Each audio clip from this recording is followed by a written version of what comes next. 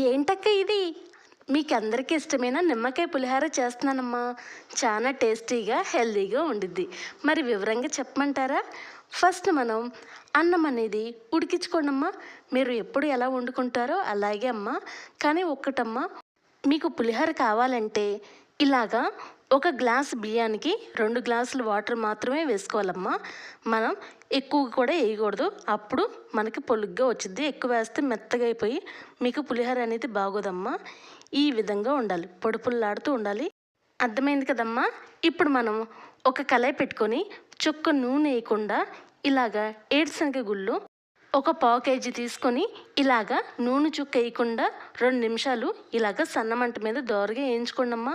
మనం నూనెలో వేయించుకునే కన్నా ఇలా దోరగా విడిగా వేయించుకుంటేనే మనకి టేస్ట్గా ఉండిద్ది, మాడకుండా మంచిగా ఉండిద్ది. అర్థమైందమ్మా. ఇలా దోరగా వేగిన తర్వాతే కొద్దిగా నూనె అనేది వేసుకొని చక్కగా మళ్ళీ 2 నిమిషాలు అటు ఇటు వేయించుకొని ఇక ఒక ప్లేట్లో చల్లారబెట్టుకోండమ్మా. సరేనమ్మా. చూసారా, ఎక్కడ మనకి మాడలేదు కదా ఏడుశనగ గుళ్ళు. ఇలాగే ఉంటేనే పర్ఫెక్ట్గా పులిహోరలో తినేప్పుడు కూడా బాగుండిద్దమ్మా. సరేనా. ఇప్పుడు అదే కళాయిలో కొద్దిగా ఆయిల్ అనేది వేసుకొని ఒక 4 టేబుల్ స్పూన్ ఆవాలు, జీలకర్ర, పచ్చెనపప్పు, మినపప్పు మీరు పోపు ఎలా పెట్టుకుంటారో అలాగే వేసుకోండమ్మా. ఇప్పుడు ఒక 7 పచ్చిమిరకాయలు వేసుకోండమ్మా.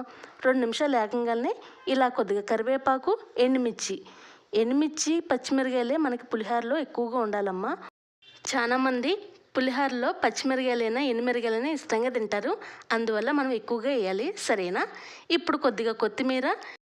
మనం పులిహోరలో ఎక్కువగా మనకి పసుపు అనేది ఉండాలమ్మా. మనం కేజీ రైస్ వండుతున్నాం. కేజీ రైస్కి 2 టేబుల్ స్పూన్ చాలమ్మా. సరేనా. ఇలా వేసుకొని 2 నిమిషాలు అటు ఇటు కలుపుకోండమ్మా. పసుపు కొంచెం తక్కువైనా ఎక్కువైనా మళ్ళీ వేసుకోవచ్చు విడిగా. సరేనా.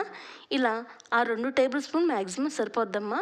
ఇలా వేసుకొని ఇప్పుడు మనం కొద్దిగా టేస్ట్ తగ్గట్టు సాల్ట్ కూడా ఒకవేళ దీంట్లో సరిపోతే అన్నంలో కలుపుకున్నప్పుడు మళ్ళీ వేసుకోవచ్చమ్మా.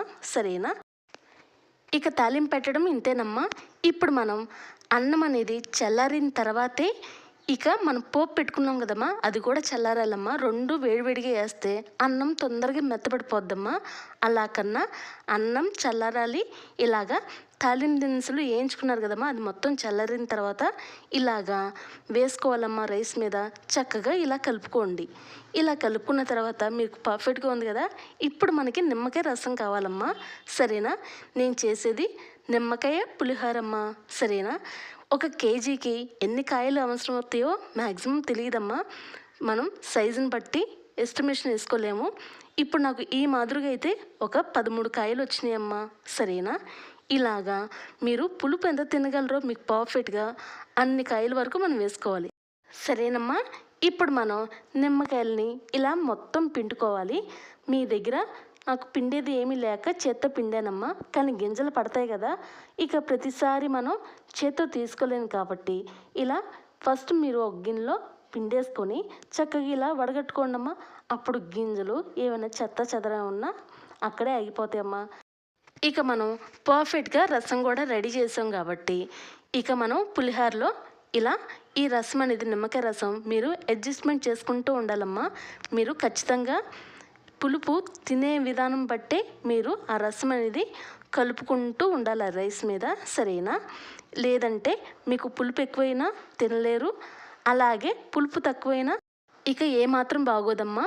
సరేనా. ఇక మనం చక్కగా ఆ నిమ్మకాయ రసం వేయంగానే ఇలాగా గెరెటితో అయినా మీ చేత్తో అయినా మంచిగా కలుపుకోండమ్మా. సరేనా. గెరెటితో కన్నా మీ చేత్తో అయితేనే పర్ఫెక్ట్గా ఉండిద్ది. ఇక లాస్ట్లో మనం ఆల్రెడీ ఫస్ట్లో వేయించుకున్నాం కదమ్మా ఏడుశనగ గుళ్ళు, ఇలా పైన వేసుకొని హ్యాపీగా కడుపారా తినండమ్మా. ఇక ఇంతేనమ్మా పులిహోర చేసుకోవడం. మీకు నచ్చిందా? ఈ పులిహోర విధానం మీకు నచ్చిందమ్మా. చేసుకోగలరు కదా. మీరు రైస్ అనేది ఎప్పుడైనా మీకు రెడీగా ఉంటే నిమ్మకాయలు, ఈ తాలింపులు మీరు ఇట్టే చేసుకోవచ్చమ్మా. సరేనా.